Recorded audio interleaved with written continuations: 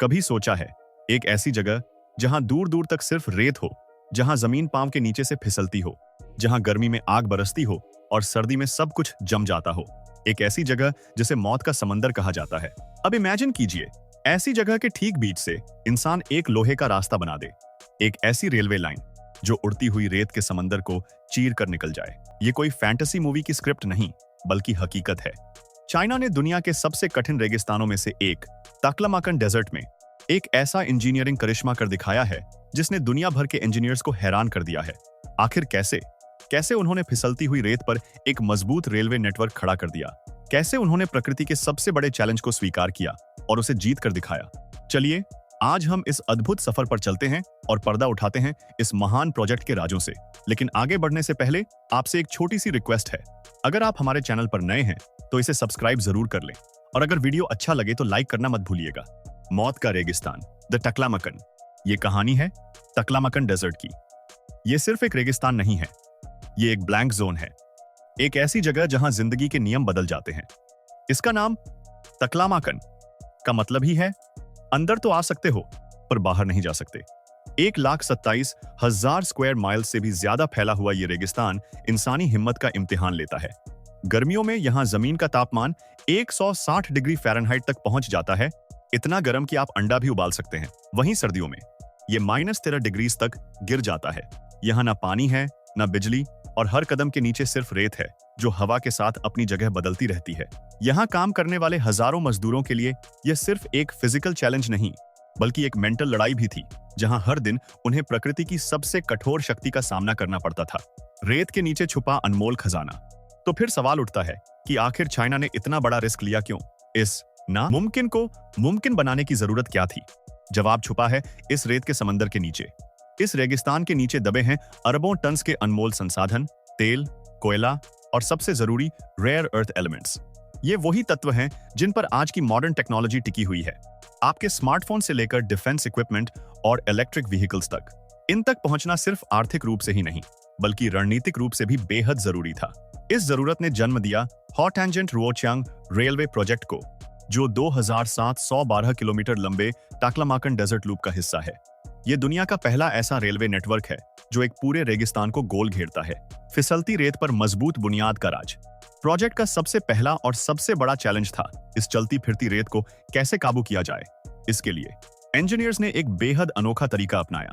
सबसे पहले सैकड़ों बुलडोजर्स ने रेत के ऊंचे टीलों को काटकर एक समतल जमीन तैयार की, लेकिन ये काफी नहीं था। रेत अभी भी ढीली थी। फिर आया मास्टर स्ट्रोक। इंजीनियर्स ने लूज सैंड पर पानी का छिड़काव करना शुरू किया। पानी ने रेत के कणों के बीच कोहीजन यानी जुड़ाव बढ़ा दिया। यह कोई साधारण प्रक्रिया नहीं थी। हर हिस्से में कितनी नमी होनी चाहिए, इसका हिसाब मिलीमीटर तक सटीक था।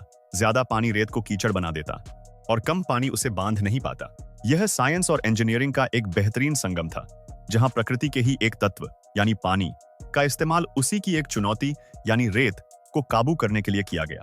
जब रेत में सही मात्रा में नमी आ गई, तब भारी भरकम रोलर्स ने उसे दबाना शुरू किया। इस प्रोसेस ने रेत के बीच की हवा निकाल दी और उसे एक कंक्रीट जैसी सख्त सतह में बदल दिया। रेगिस्तान में खड़ा हुआ कंक्रीट का जंगल। फाउंडेशन तैयार होने के बाद बारी थी पुलों के पिलर्स बनाने की। इसके लिए इंजीनियर्स ने रेत में दर्जनों फीट नीचे तक ड्रिलिंग की, जब तक कि उन्हें नीचे की सख्त जमीन नहीं मिल गई।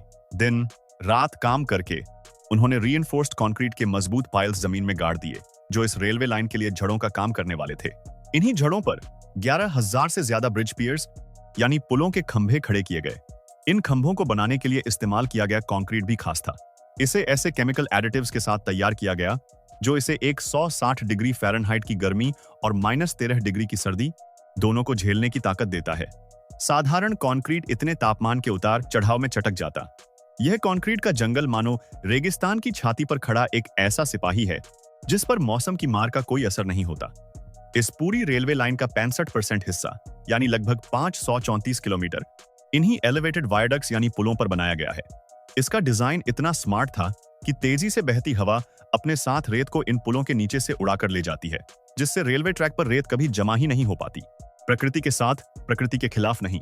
इस प्रोजेक्ट की सबसे खास बात यह है कि इसमें सिर्फ कंक्रीट और स्टील का ही इस्तेमाल नहीं हुआ, बल्कि प्रकृति का भी साथ लिया गया। इंजीनियर्स ने रेलवे लाइन के दोनों तरफ एक ग्रीन वॉल तैयार की है।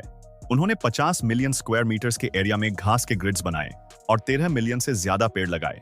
इस ग्रीन वॉल के लिए ऐसे पेड़ पौधों को चुना गया जो रेगिस्तान के कठोर वातावरण में भी जिंदा रह सकें, जैसे सक्साउल और सी बकथॉर्न। इन पौधों की जड़ें रेत को मजबूती से पकड़ लेती हैं। यह सिर्फ एक दीवार नहीं, बल्कि एक जीता जागता इकोसिस्टम है जो धीरे धीरे इस रेलवे लाइन को प्रकृति का ही एक हिस्सा बना रहा है। इस प्रोजेक्ट में हर चीज पर नजर रखने के लिए IoT सेंसर्स और सोलर पावर्ड कैमरास का जाल बिछाया गया है, जो real time data control centre तक भेजते रहते हैं। चाइना का हाई स्पीड सीक्रेट वर्सेस दुनिया का तरीका। अब आते हैं ट्रैक टेक्नोलॉजी पर। अमेरिका जैसे ज्यादातर देशों में आज भी रेलवे ट्रैक बैलस्ट सिस्टम पर बनाए जाते हैं। बैलस्ट यानी पत्थरों के छोटे छोटे टुकड़े जिन्हें पटरियों के नीचे बिछाया जाता है। ये ट्रेन का वेट डिस्ट्रीब्यूट करते हैं और पानी को निकलने देते हैं। लेकिन चाइना अपनी हाई स्पीड रेलवेज के लिए एक अलग ही टेक्नोलॉजी स्लैब ट्रैक का इस्तेमाल करता है। इसमें पत्थरों की जगह एक अखंड कंक्रीट का फाउंडेशन होता है, जिस पर सीधे रेल्स फिक्स की जाती हैं।